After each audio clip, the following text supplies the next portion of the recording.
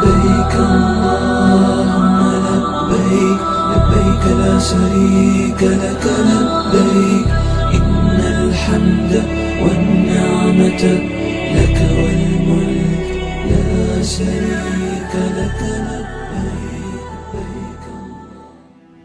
Ada larangan di dalam berikhram juga, yaitu berburu. Dan larangan ini memang terasa agak aneh. Ngapain juga orang berhaji atau berumroh kemudian harus berburu hewan? Tapi larangan ini memang ada di dalam Al-Quran. Allah Subhanahu wa Ta'ala berfirman di dalam salah satu ayatnya, "Wa hurrima 'alaikum shaydul barri ma dumtum huruma." Diharamkan atasmu menangkap binatang buruan ketika kamu atau selama kamu dalam keadaan berikhram. Jadi larangan ini memang terdapat di dalam Al-Quran. Hanya saja mungkin banyak yang bertanya, ada apa hikmah larangan tersebut? Kan kita mau haji, mau ihram, tidak mau berburu.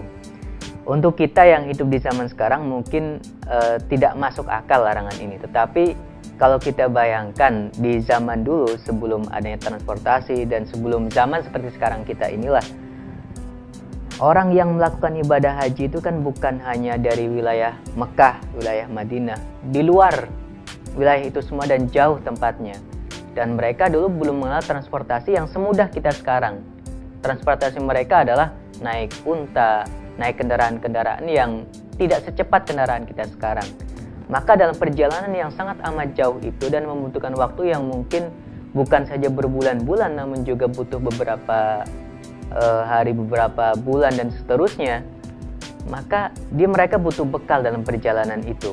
Nah, bekal-bekal ini ketika sudah memasuki